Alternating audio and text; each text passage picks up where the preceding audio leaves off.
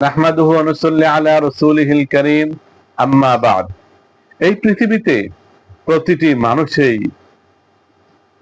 সকলের কাছে প্রিয় পাত্র হয়ে থাকতে চায়, সকলের কাছ থেকে ভালোবাসা পেতে চায়। এই ভালোবাসা পাওয়া, প্রিয় হয়ে যাওয়া, এটা জন্মগতভাবে আসে না, বংশগতভাবে হয় না, বরং নিজেকে আমল করে মানুষের ভালোবাসা পেতে হয়, মানুষের কাছে প্রিয় হতে হয়। আর সেই আমলটা হলো তাওয়াজু, বিনয়তা, নম্রতা। আল্লাহর রাসূল সাল্লাল্লাহু আলাইহি ওয়াসাল্লাম বলেছেন, মান তাওয়াযা লিল্লাহ রাফাআহুল্লাহ।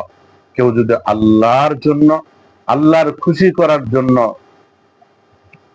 বিনয়তা, নম্রতা অবলম্বন করে, আল্লাহ রাব্বুল আলামিন তার মর্যাদা বাড়িয়ে দেন।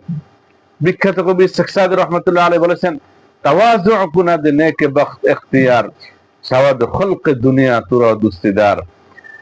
যদি তুমি বিনয়তা অবলম্বন করতে পারো, নম্রতা অবলম্বন করতে পারো, আল্লাহর সকল সৃষ্টি তোমার বন্ধু হয়ে যাবে।